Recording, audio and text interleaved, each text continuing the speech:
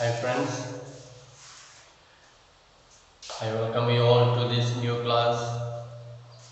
I hope you are enjoying the story of how the criminal cases are being solved. We studied about the case, the fabricated case against Sunita, who was working in Mr. and Mrs. Shinde's house, and when their gold chain was stolen, they began to suspect not Sunita but Shanti. They began to suspect Shanti, and the case took such a long time, nearly 5 months or nearly 1 year it took to complete the case. Finally, after hearing all the evidences, the judge set her free and also gave a scolding to the police for conducting a wrong investigation. And throughout this case, we came across 4 people in holding some important positions or playing an important role in this case. So first one is police. Police was the first one to register an FIR and register the case in the court and so on. Then in the court we saw 2 lawyers, one standing for Shanti, another one standing for the those who are giving the petition, that is Mr. and Mrs. Shinde. And Mr. Shinde's lawyer is known as public prosecutor. Public prosecutor. So, because he is standing for the government, it is the duty of the government to ensure the justice is delivered to its citizens. And another lawyer is called defense lawyer, that is for Shanti. So, this defense lawyer's duty is to defend the accused, to say that my client has not done anything wrong. So, she was able to prove that, and so Shanti was set free. And finally, we have the judge who will declare whether this accused person is guilty or not. That is being done. So we saw the story how it was carried out, and almost after a year the case was delivered. And so Shanti was wrongly accused and she was put in jail for such a long time, and after paying 20,000 she was able to get bail. But the case went on. It went several times, and it was really a very horrible time for her, we can say. She is such a poor person, and she was dragged into this case, and she had to run after the case and go to the court several times, and finally she got justice. Today we shall see about the role of the police in investigating a crime. What is the role of a police? That is what we are going to see today. You can also take and follow your textbook, page number 70. So see what is the role of police in investigating a crime. So one important function of the police is to investigate any complaint about the commission of a crime. So first and the foremost duty of the police is to investigate about the complaint about the commission of a crime. If somebody has committed a crime and a complaint is given to the police station, the police has to go and conduct an investigation, an inquiry. But in the case of Shanti, we saw as soon as the police got a complaint, then what did he do? S.I. Rao, he straight away wrote a complaint and registered a case. So he did not do any investigation. So from the part of S.I. Rao, he did not do his duty properly. That's why at the end of the judgment, the judge is calling him for conducting a very strawy investigation. So that is the first duty. So when we say he has to make an inquiry or an investigation, what do we mean that he has to do? He has to do an recording statements of witnesses. First thing that he has to do is he has to see if there are any witnesses, anybody has seen this crime or not. So in the case of this stealing of the gold chain, there was no witnesses, but only the house owner was there, and they recorded the witness. And collecting different kinds of evidences, then they have to see how the crime was done, how the thief entered the house, is it through the window or is it through the door, or is there any CCTV footage is there. So all that evidences they will try to collect. So that is all part of the investigation that is to be carried out by the police. Then on the basis of this investigation, so once the police is conducting this investigation, they collect all the evidences, they collect the statements of the witnesses, then what will the police do? The police will form an opinion. So after getting all these evidences, anyone who has got a normal common sense will be able to say whether this person has done the crime or not in the normal cases. So because on the basis of the evidences and so on. And if the police think that the evidence points to the guilt of the accused person, then they file a charge sheet in the court. So after collecting all these evidences, after seeing all these witnesses statements, if the police think that yes, according to all these evidences, witnesses, this is the person who has done the crime, so police can somewhat make a conclusion. So if police realizes that this person is the culprit, then police will file a charge sheet against that person and will give to the court. But in the case of Shanti, we see police did not conduct any investigation, only just recording the statements of the witnesses, that is Mr. and Mrs. Shinde, and then filing the charge sheet. So the investigation by SI Rao was not at all properly done. Then as stated at the beginning of this chapter, it is not the job of the police to decide whether a person is guilty or innocent. That is for the judge to decide. So we say just because police has arrested a person does not mean that person is guilty, that person has committed the crime. Police may be doing it by mistake. So just because one person has been arrested by the police, we should not conclude that this person is guilty or this person has committed the crime. We should never accuse that person. So it is at the end of all the hearing in the court, the judge who will declare whether this person is guilty or not. So till the judge declares him guilty, we cannot accuse a person. We cannot say that person has committed that crime. So it is the judge who will decide, not the police. Police duty is to make investigation, file a charge sheet in the court. With that, police duty is over. The rest will be done by the lawyers and the judge. Then in the unit 2 of this book, we read about a new law. What was the new law? Which means that everyone is subject to the law of the land. So when we were studying about the law, we said whether a person is rich or powerful, whether a person is poor or authority, everybody is same before the law. Everyone is equal before the law. And this includes even the police. So police also is not above the law. Police cannot say, oh, I am the law keeper, so I am above the law, I will punish everybody. No, police cannot say that, because police also is a citizen of this country and they are not above the law.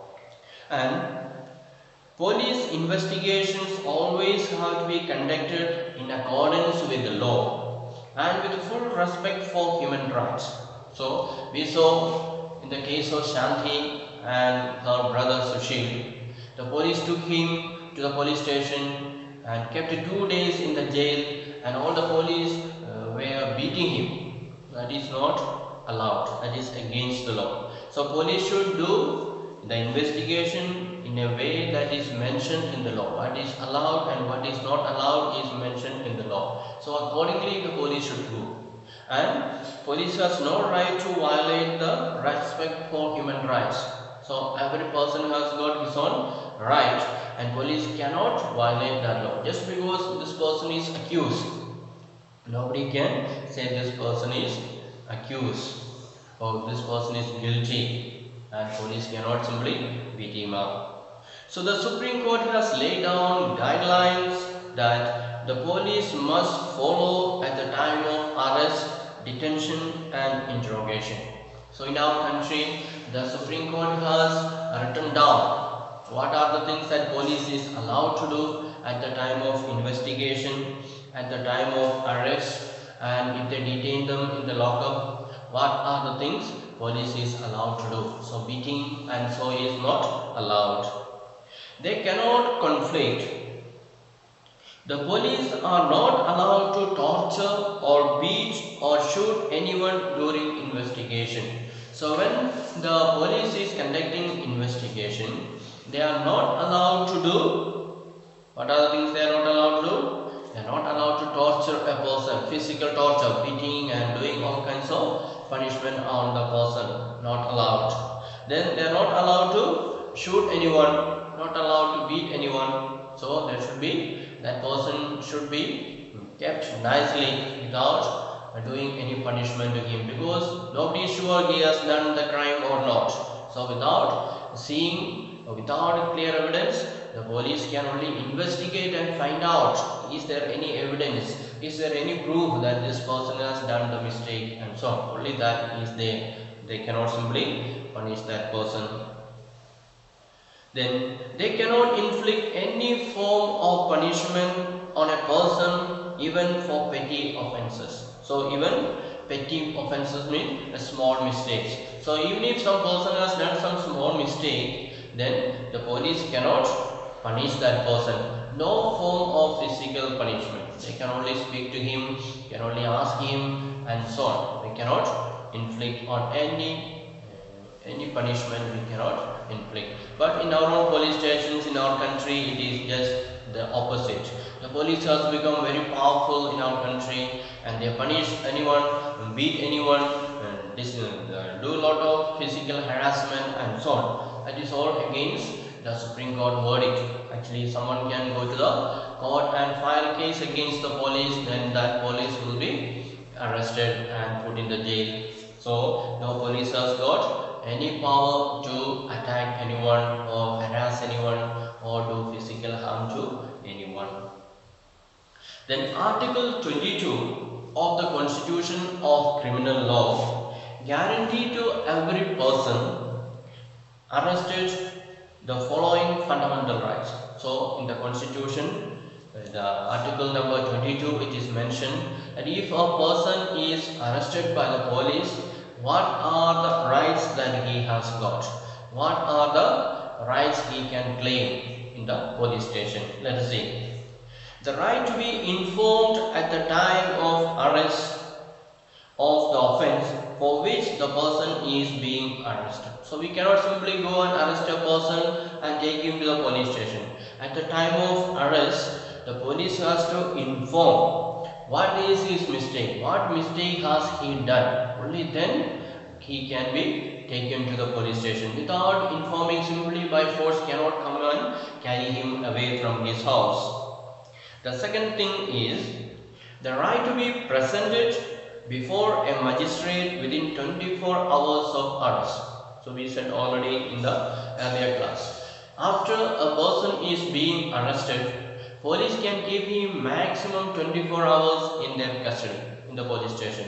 And within that 24 hours, he has to be produced before a magistrate. Magistrate means judge of a local court.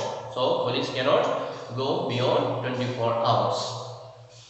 Then the third right that the Supreme Court guarantees to a arrested person is the right not to be ill-treated or tortured during arrest or in custody. So police cannot cannot treat a person badly, cannot ill-treat him, cannot torture him during the arrest or after keeping in the custody in the police station, in the lockup, they cannot torture a person, cannot do lot of physical punishment to him. Then the fourth one is confessions made in police custody cannot be used as evidence against the accused. So police may torture a person, do a lot of beating, everything, and that fellow may be out of pain, say yes, I committed this crime. Actually he may not have committed the crime, but because police is torturing him so much and he is out of pain, he may just tell, yes, I have done this crime. So the crime that he is accepting in the police station, that is not an evidence in the court. So the court, when that person is produced in the court, he will say, I did not commit the crime. I said I committed because I was beaten by the police, or police forced me to say, and so on. So whatever he says in the police station, it is not evidence in the court. They have to produce solid evidence. So a boy under 15 years of age and woman cannot be called to the police station only for questioning. So another thing that guarantees to the people are, if the police is calling a boy to the police station and if he is not yet reached 15 years, then he cannot go to the police station. Police cannot force a boy below 15 years to go to the police station. And also women, police cannot call a women to the police station for questioning. So women and children or boys below 15 years, they are protected by the Supreme Court. Police cannot take them to the court. If they want to ask something, ask in their house, not taking them to the police station. So these are the procedures that police can have to do, and the rights are given. These rights are given by the Supreme Court, so that people who are arrested, people who are wrongly accused, they will have their rights protected. Otherwise, the police will go and hammer them, and some of them even may die in the police station because police is torturing them so much. In some of the police stations, still it is going on, but somehow the Supreme Court has blocked it, and therefore any person who is accused, any person who is tortured in the police station, they can also file case against the police, so that those police who have tortured this person, and they also will be punished. So it is the duty of the police to make proper inquiry without giving physical torture to the person, without giving trouble to the person. They have to use peaceful means to get evidences, to get the statements of the accused person, and so on. Otherwise they will be in danger. The police also will be in danger, because we said nobody is above the law. Police also is under the law. Police also has to obey the law. So just because they have power, they cannot say we are above everything, nobody can question us, and so on. That is not allowed. They also will be questioned, they also will be punished if they are found guilty. So that is what we have learned about the police, and there are more things are there about police and other Supreme Court verdicts.